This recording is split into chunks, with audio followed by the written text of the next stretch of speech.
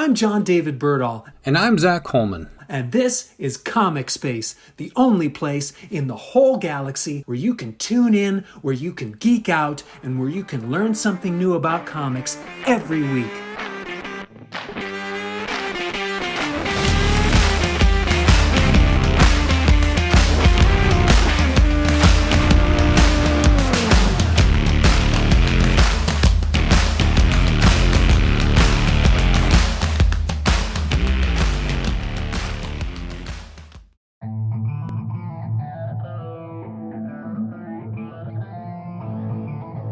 Hello, Comic Spacers. This is Zach Coleman, and with me as ever, jovial John Birdall, and you are listening to the Comic Space Podcast, where we talk about all things dealing with comics and have fun while doing it.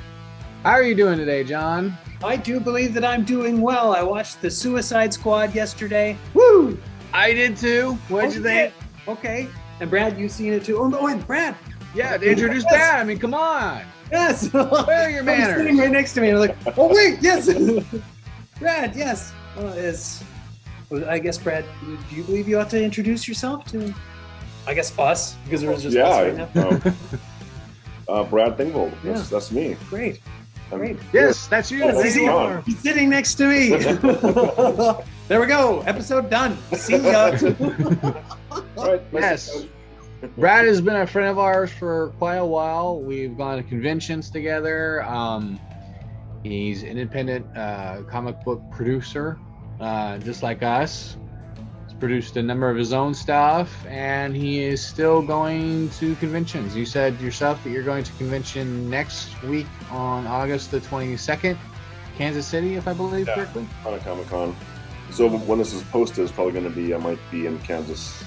Okay. Yeah, nice. So yeah, I mean, yeah, if you're out in the Kansas area, where exactly? Kansas, what city? Kansas City. It's downtown. Okay, downtown Kansas City Comic-Con. What's the convention name? Planet Comic-Con. Planet Comic-Con. So if you guys are listening to this out there in the cloud, the audio spaces, and want to go check out Brad's work, please feel free to go to the convention and just say hi. I'm sure he would appreciate it. I think my table number is 947. Yep, Artist Alley. Yep, well, I'm peddling my wares. Have my comic bingo available. So how many tables are there?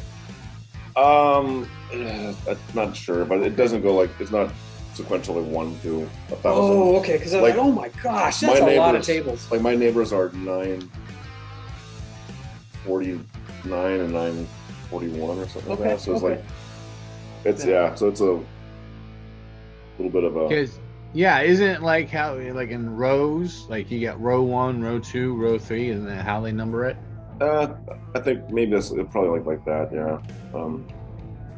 That the. Floor plan is on the website.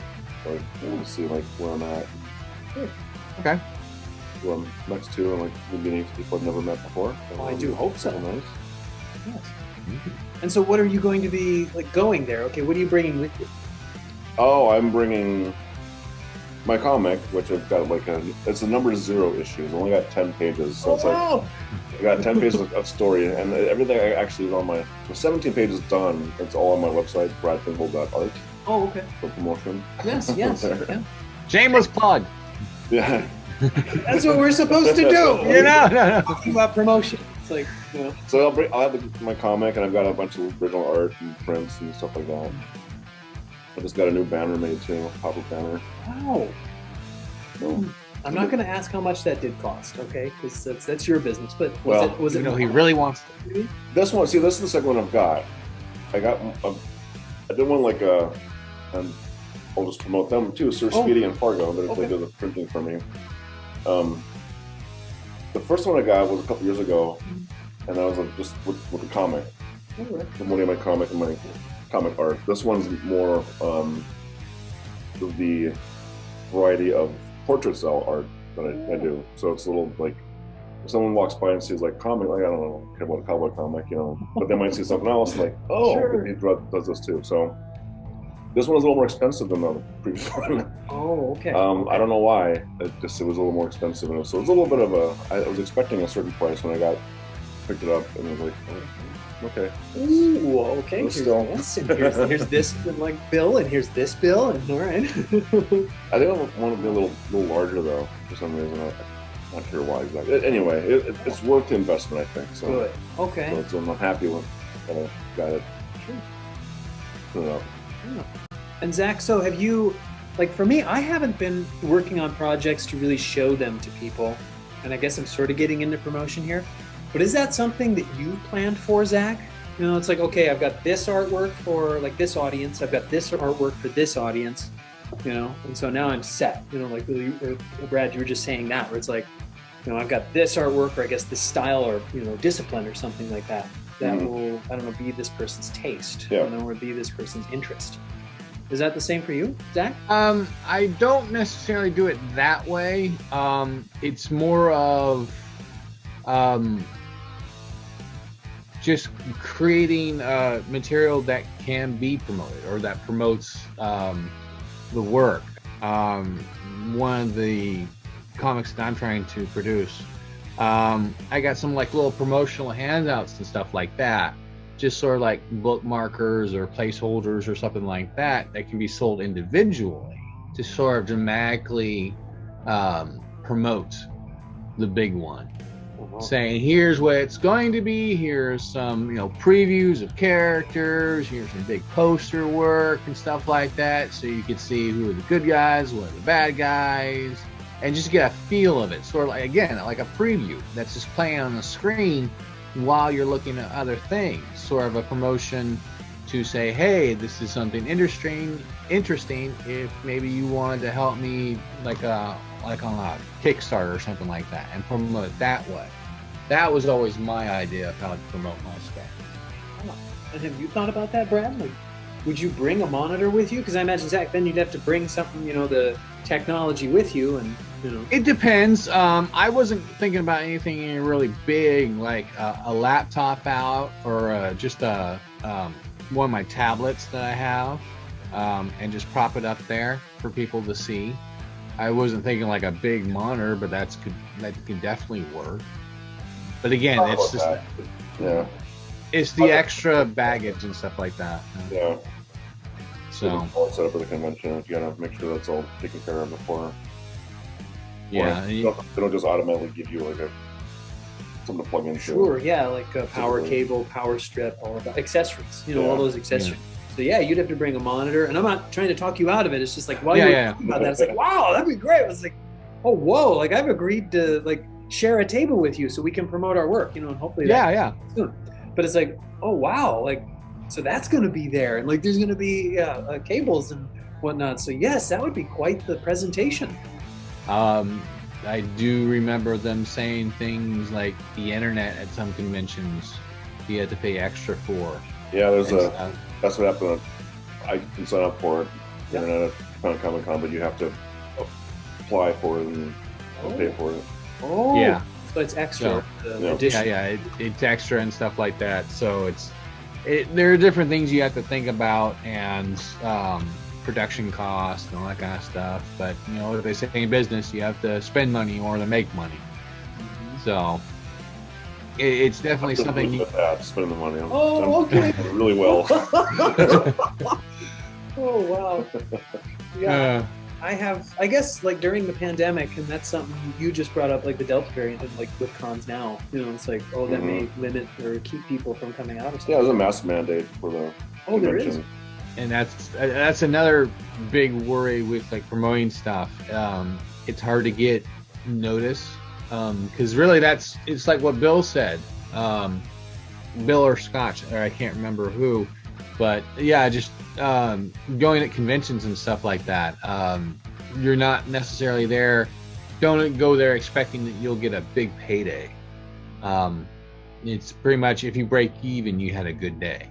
If you have any aspirations of going to conventions or owning a table to sell your stuff, it's like that should be the main goal. If you're going there for any expectations of coming out with a lot of money or stuff like that, it's like put that to the side as far as expectations go. Was that what you had found, Brad? Yeah, kind of. It's been this year. I've done a few conventions now. How many? Like, I don't mean like list them all now, or prove to me that you actually did that. I did in April. There was FM Comic Con in town, so that's a nice one because it's low overhead. You know, you can the money you make is the money. I'm gonna make money on that one. Okay, good. And I did Minot. I'm MagicCon also like in April, and that one was the best convention I've ever had financially. How so? And I totally believe you. And I'm not saying like tell me how much money you made. No, it was like what was it like when you got there? Oh, it was very busy. Oh, okay. Yeah, they're probably places like Minot. I think they're a little just so remote, but I think people really get into those things when they happen there. But what happens like typically is like I have like some original art, some higher price original art, and for me to make a profit at a convention, I've got to sell something like that. If I don't, then I'm probably not going to do that well. As far as like money coming in, now that doesn't mean that I won't get some return, like based on someone saying, "Hey, I met you like 2 years ago at this convention. I want to do a commission now." You know, I mean that can happen too. That's part of the reason. It might not be the dollar amount you get right away, but you're trying to make new connections and Sure. So, but it's like, and I did a convention in Casper, Wyoming this year, and one in Salina, Kansas. Oh. And both of those weren't quite they didn't get the return on the investment quite like they did in Minot, you know what I mean? So it's like, it's okay, it's all right. It's just the way it kind of goes for me so far. And this kind of city, that's the most expensive one I've ever done because the tables are much more expensive than other locations. And I'm not really probably going to, I don't think if I don't make a profit, I don't think I'm going to be upset about it. Oh, sure. As Zach had been saying, you kind of have to set that aside. Yeah. Before I guess we were recording, I was just telling Brad, it's like I'm on the other end of perhaps where some people are with promotion. It's like for me, I just walk in and start talking about what I'm doing. And it's like, and people will just say, okay, that's enough. Like, we get it. Well, I mean, that's one of the benefits of you being you, John, is you are very open and inviting. You just have that face about you. And I want to ask you something, Brad, and I don't know if you've gone into this or had talked about it or thought about it with anyone.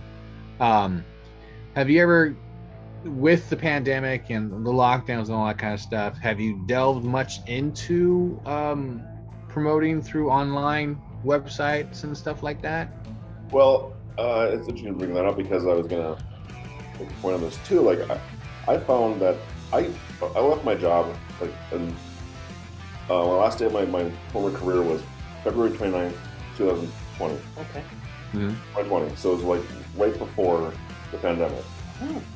I did it to like draw full time. I was like, well, I'm gonna find a way to be better at Instagram and social media and blah blah blah. Like, and I found after a few months I wasn't getting better. So I went and hired GoDaddy Social to run my promotions and stuff on Facebook and Instagram. Oh. And they bring, like, I get 200 people, unique people to my website just by paying them to. So it's like I found I had to do that because I'm just not good at it. I'm not naturally good at that kind of stuff. It's like I found it's like it's a chore for me.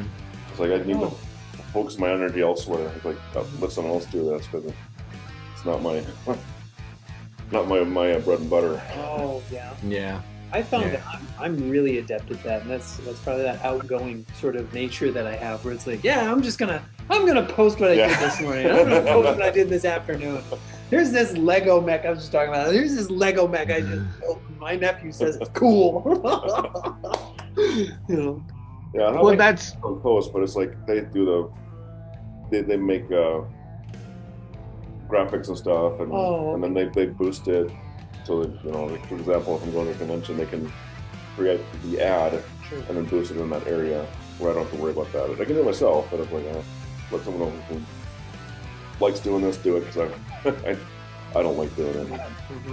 Well, yeah, it's like you said, it's time consuming, and it gets to the point where it's like, yeah, I can do this on my own, but I gotta work on other things in order to get ready for this and stuff like that. I've heard a lot of people, not just in this business, but in life, who have said, yeah, I could do this. I can go fix this pipe, or I could go do this or promote or whatever, and that kind of stuff. I just don't have the time because I'm working at this. That helps bring in that money in order to afford that.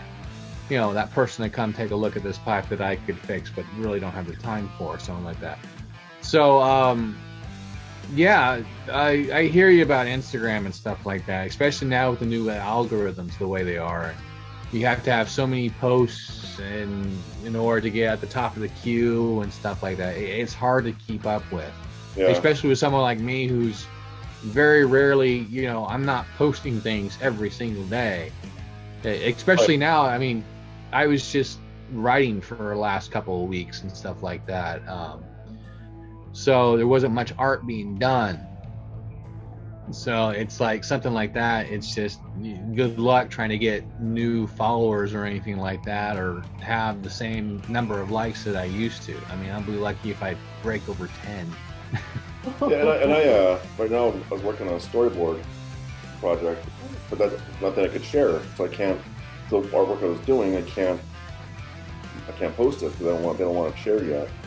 And this other new comic I'm working on with a writer in Grand Force, that we might get more posted pretty soon. But again, it's just one of those things. It's like, well, we're not promoting it yet, so unless I'm just taking time out of the day just to do a specific drawing, just to post online, which maybe it could do.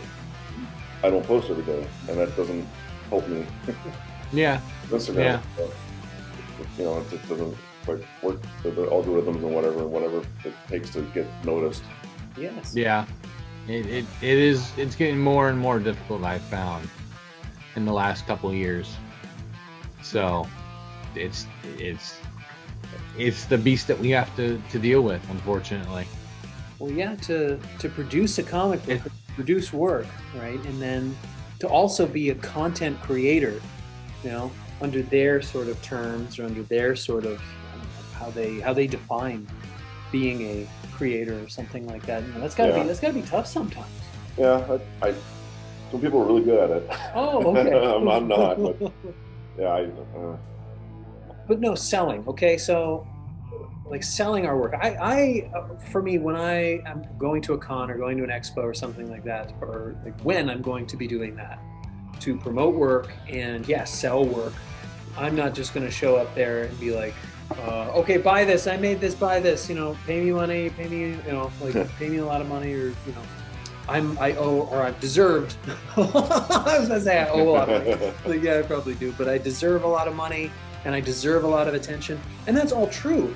But yeah, I'm not going to be, Zach, you had said, in a person's face. You know, it's like, no, I'm going to, you know, walk up and engage people and be like, hey, this is what I've been working on. Like, do you have a moment to check it out? Because like, I do believe, you know, it's really made a difference. And because like, I produce comic books to make a difference, to make an impact, to tell really great stories, okay? Not to make a whole bunch of money, you know? Yeah. And so, like, is that something that you two do? Like, I feel definitely that's all art should be. I mean, you're trying to express yourself. You're trying to, in our case, tell a story. Well, yeah, I mean, I agree with you, but like right now, the only thing I do for a living is artwork, and whether it's comics or whatever. You know, it's like that's all I do. There's a lot of work, which is good right now, and I'm probably not making enough money per job necessarily that would be able to live like this for many years. Yeah. But it's been a step forward over, you know, it's been gradual increase in the amount of work and the amount of income. So that was kind of the plan. It's just that my idea was, when I quit my job, I was going to go to a big convention like every month. Oh. Work on new samples or new pages, and just keep on. I'm going to be there. I'm going to be there. And then all of a sudden, there's a pandemic. There's no conventions to go to. Like, so now what? So I had to kind of pivot a little bit, and that's what I started doing, like more portrait style, and there's a white charcoal drawing that I do. that I got the idea from something you posted. Oh, really? Well, thank you. I don't know, like about a year ago. Like you posted like someone, I can't remember her name now. I think her first name is Kay. She's an artist with like white charcoal drawings. Like, let's try that. See, that's why I do what I do. You know, it's like, and I'm not in it to make a buck. I'm not in it to make a whole bunch of money or make a name for myself. That's great if that happens. I know I'm supposed to, but it's like, yeah, it's really just inspiring. Some people say influencing, you know, and like be influencers. And it's like, no, you know, it's like, let's tell great stories, you know, let's have great relationships with one another, you know, and let's, again, inspire and encourage and motivate each other, you know. So hopefully that did help out. It did, yeah. It was another avenue of like different art that if someone doesn't quite get on along with the comic art, necessarily the traditional artwork that I do, they might say, "Oh, well, what about this? This looks a little more up my alley." You know, I like this kind of stuff. I draw the superheroes and stuff like that in that style, so it's still kind of a pop culture type of connection. Yes, so I can bring it to conventions, but I've done animals too, you know, and stuff like that, and different people. It's just like a different fun way, and it's a lot faster to draw those than it is to be like a full portrait. So it's like, okay, I can get one of these done in about an hour or so, and a portrait's going to take 10 or so, or more, you know, hours, and so I can produce more, which is good.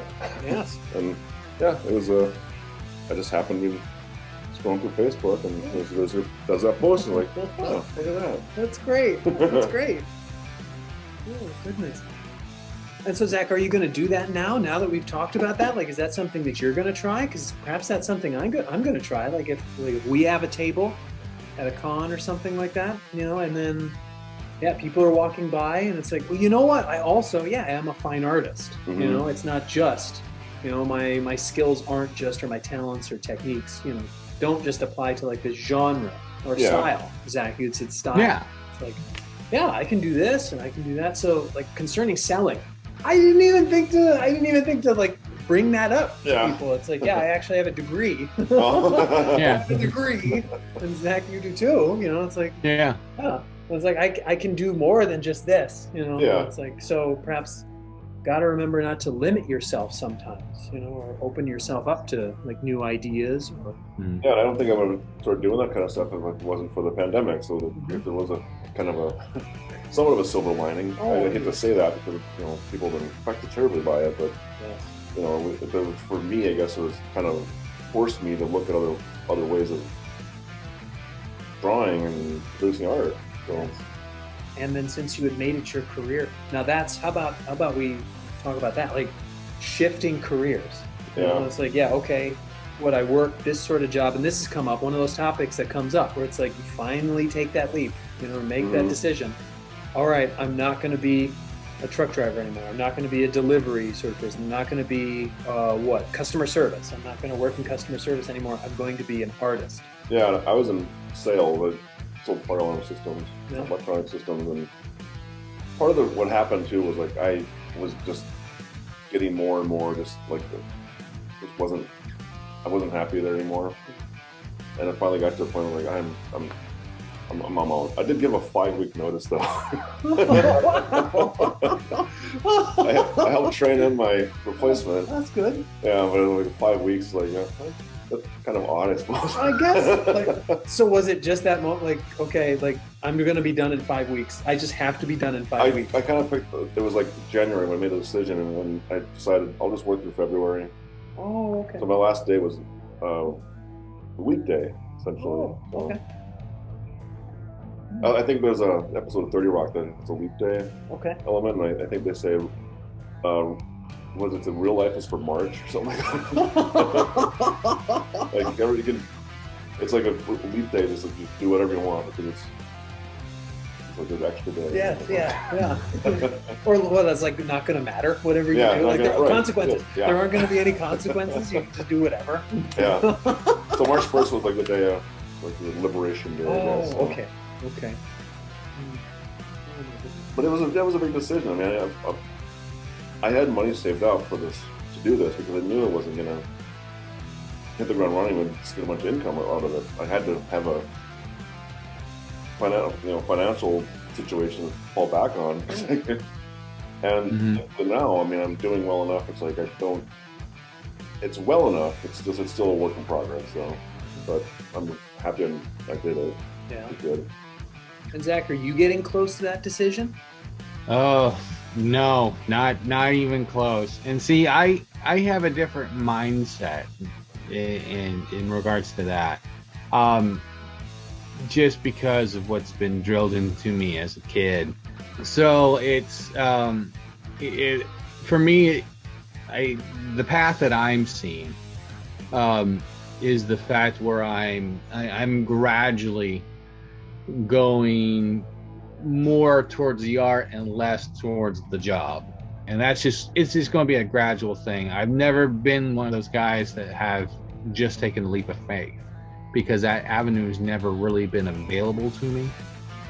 I mean, even now, it's like I'm trying to do so many things, but even before the pandemic and the lockdowns and stuff like that, I was ready to promote, and all of a sudden, bam, life hits.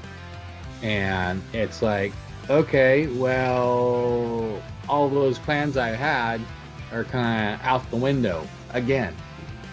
So I guess for me, it's too many things in my head, you know, having that leap of faith and that kind of stuff. It's scary as hell for me. And it's just too many variables. I can't, if that makes any sense to you, great. And yeah, it makes sense to me. And I guess I'll talk about it a little bit, like, okay, so how do I come at it? Like bringing up the leap of faith and all of that. It's like, or just taking the risk, right? I don't wait for the right time to do something. I just do it. You know, for me, it's not about the job, or it's like not about, because people have brought up, is this going to be your career? How's this job going to work? Where your hours going to be? How much money are you going to be making? It's like, it's bigger than all that, what they're talking about. And it's like, I get why they're talking about it, but because perhaps they're uncertain about what like my trajectory is going to be as a professional in any sort of career. But it's like, this is my purpose. Okay, this is more than just a job. This is my purpose. This is why I'm here. This is what I'm supposed to be doing. Every time is the right time. I don't have to wait. I just do it now. Yeah. You know? And then people are just gonna like, yeah, let's do it now. And if that's selling, okay, sure, I totally sold. Okay, so pay me or something like that.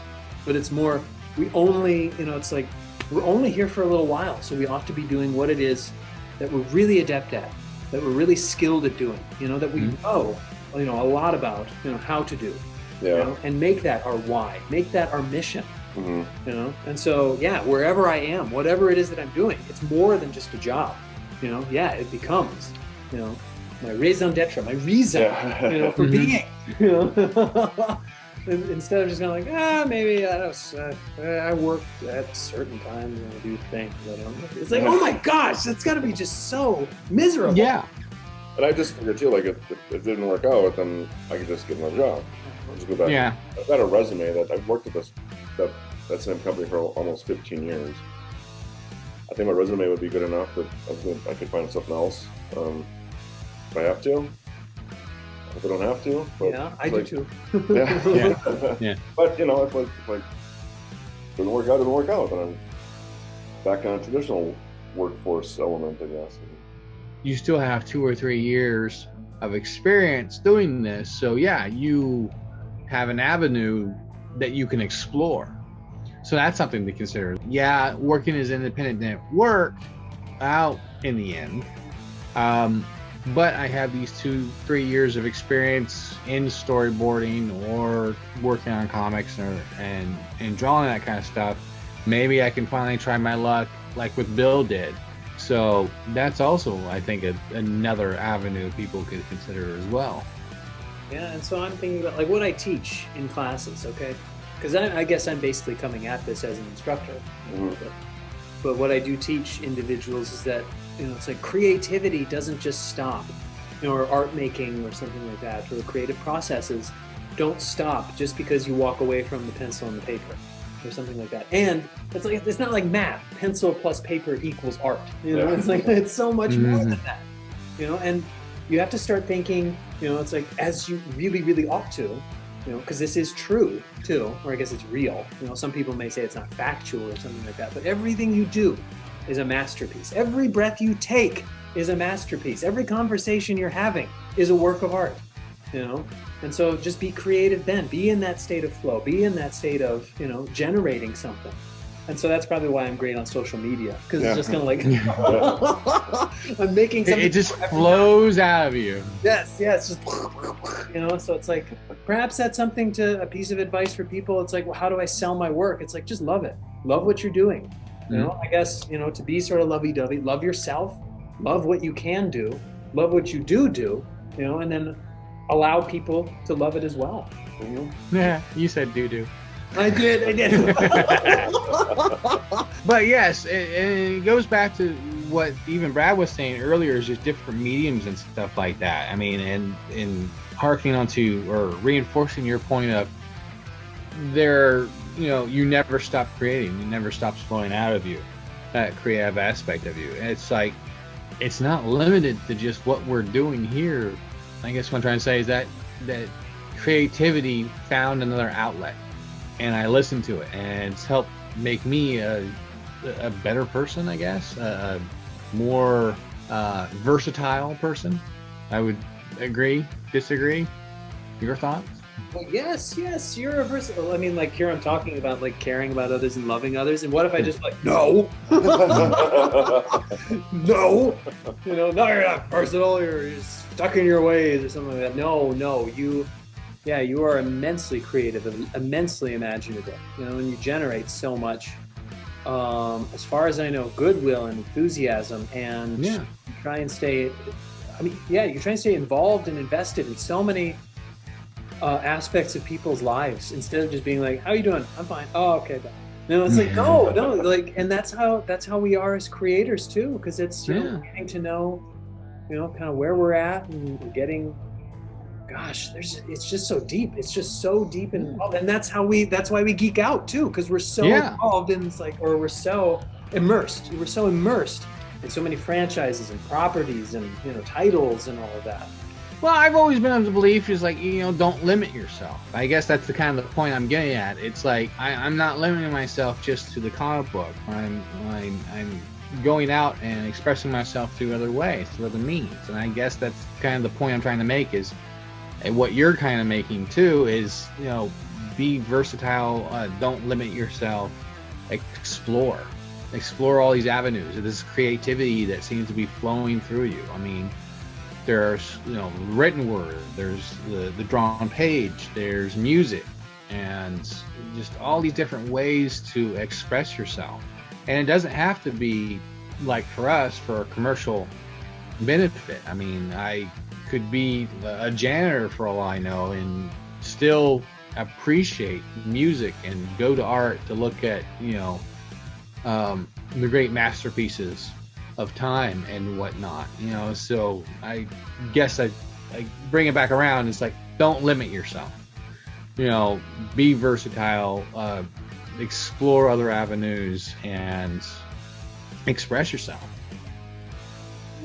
Yeah. Okay, so it's time to express ourselves. Or I just brought up geeking out. Okay, we've all seen the Suicide Squad. Yeah. Yes. And so I do believe, I was just saying, like, it was really colorful, you know, it was really nonlinear, you know, because I don't just jump to good and bad with something, you know, like I watch it, it's like, well, okay, I just start talking about its attributes, you know, it was a riot. What did you two think? It was a riot. I mean, that's what I like, there were lots of jokes in it, like lots of jokes that landed. I think it was funny, but I think you kind of expect that from James Gunn. He did a pretty good job of getting comedy in there. His film, but yeah, I liked it. And I think before recording, I mentioned like my favorite scene was when Harley had a monologue. I don't want to give away too much, you know, because people are listening. I don't want to spoil anything, but she had a monologue in a scene in the middle of the movie that I thought was really interesting. And she's talking about how she's looking, she finds red flags. Red characters. flags. Like it was. that was really good seeing that. Mm-hmm. Yeah, I guess I didn't know what was going to be like. Cause I knew. I guess I had been sort of informed. Like I watched a spoiler-filled review of it, and then I watched it. But I still didn't know how the third act was going to go, and I do believe it was resolved itself rather well. You know, because with a lot of those films, you know, and I don't know about you, Zach. This is what I've observed. What third act problems come up quite a bit. It's like, oh, we needed to retool or rework the third act. You know, and it's like it's got to be tough with those movies because it's become so huge, but there's only so much money and so much time. So it's kind of like, how do you end this? You know, mm-hmm. You know, in a believable way. So it actually does seem like it's over, but keeps people coming back. And Marvel does that so well. Yeah, they do it really, really well. Their third acts are really great. You know, and then you come back for more because then there's that tease. You know, it's like, oh, okay, you thought it was over? Here's the bit. It keeps on going forever and ever and ever. But yeah, for me, I found it better than the original, or the first one, I guess I should say. I kind of went into it, and this is just from a story standpoint. I'd come in with someone reporting that the 2 people were going to survive, and that was it. So I was going the whole time, I was like, okay, who's going to die? Who's going to die? And then, you know, because it's only going to be 2 people, I was like, oh, I pretty much knew that Harley wasn't going to be touched.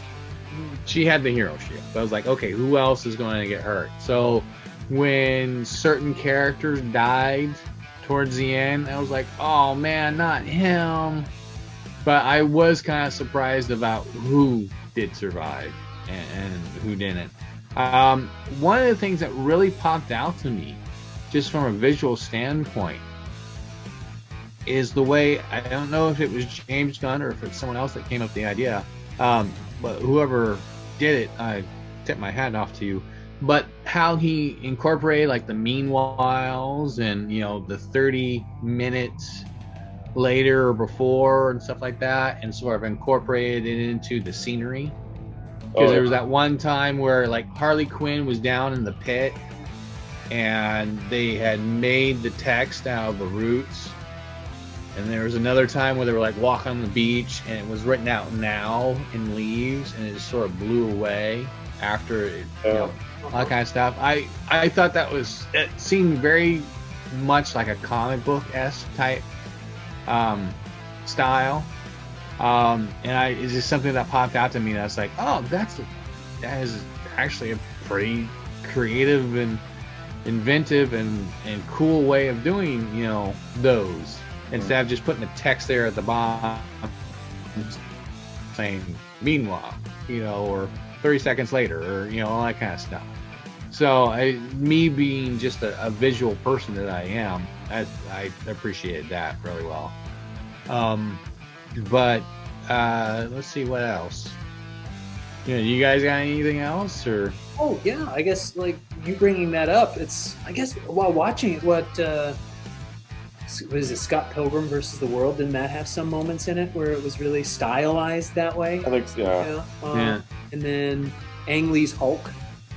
You know, like some of the moments in there. I'm not saying they're the same films. I'm not saying. I haven't seen that in a long time. A lot of people forget about it. Yeah. You know? It's like that film really tried to incorporate a lot of, you know, comic book, but that was more panels, right? And that was definitely a panels type, like a comic book page, and not more like the artwork or how the art and the text, you know, art and the tale, you know, merge the way that they did in the Suicide Squad. Yeah. One of the, I don't think it's a spoiler because I think people already knew Starro the Conqueror is going to be in there, right? Yeah. One of my friends' complaint was that Starro walked like with legs that are like doing cartwheels. Oh sure, okay. Like spinning. Yeah. Yeah, there were some points where it's like, you know, one of his limbs got damaged and he kind of turned on his side and all that kind of stuff. Yeah. But I didn't find too much of a problem with that. I mean, it makes sense. If you get hurt in your leg, you're gonna, you know, favor the other ones. So all that kind of stuff. I did like the visuals on Starro. I thought that was pretty cool how they did that. Mm-hmm. I was always curious though, watching that, is like how they did the starfishes on the faces. I think were those like actual prop you know, how they looked through that or something to that effect, or was it all just CGI and just had people there? I was curious about that. I'm gonna have to look that one up. Yeah, I imagine it was a mix of both. I imagine it was a practical sort of effect, and perhaps, you know, like something blue in the center, because, you know, I suppose we're not. Well, like Starro, the character, you know, Starro, the Conqueror, how he conquers is, he sends out small versions of himself, and they, you know, attach to the face, and then he controls them that way. You know, and so by bringing that character up, you know, it's like, that's probably going to happen in the film. You know, and so how that's realized. I imagine it's probably something, you know, physical on the face, and then probably something digital in the center. You know. Yeah. Probably. Yeah. I imagine. Yeah. But I did like how they opened it, and it's like what we had talked about earlier. It's putting you in the thick of it and starting the intro of the story.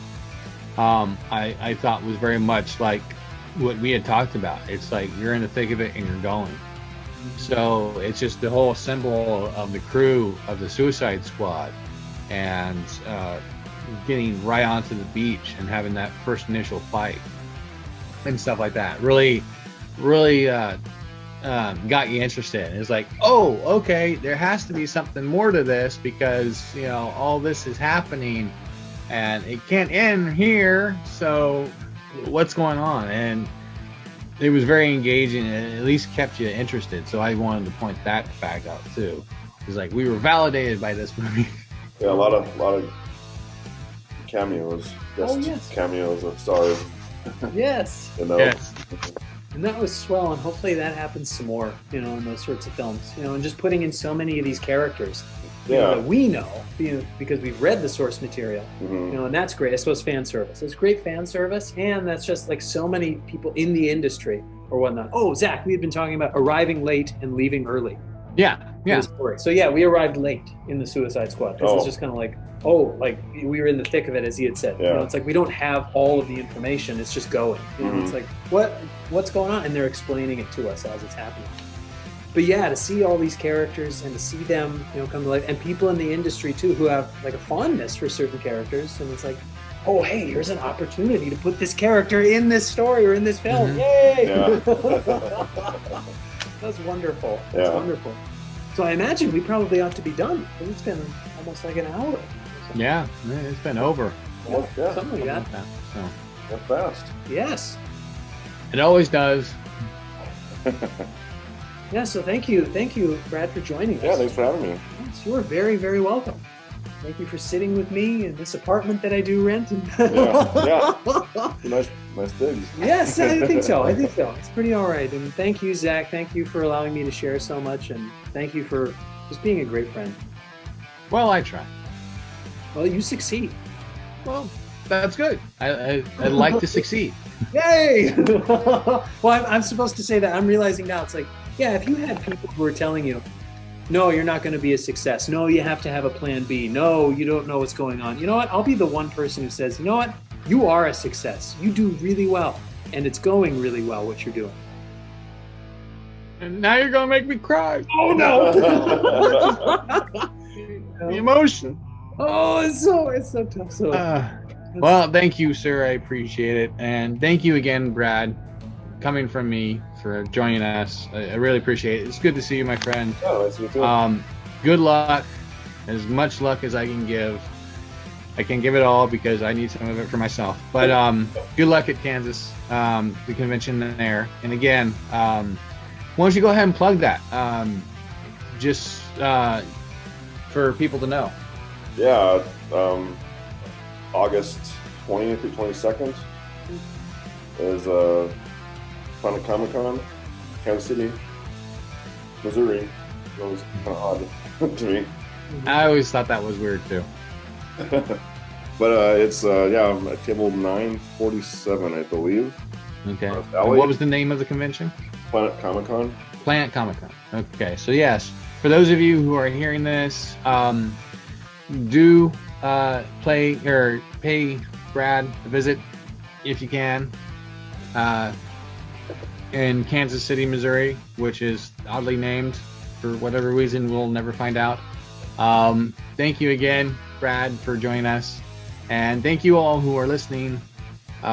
It's much appreciated, and we will see you again on another episode of Comic Space.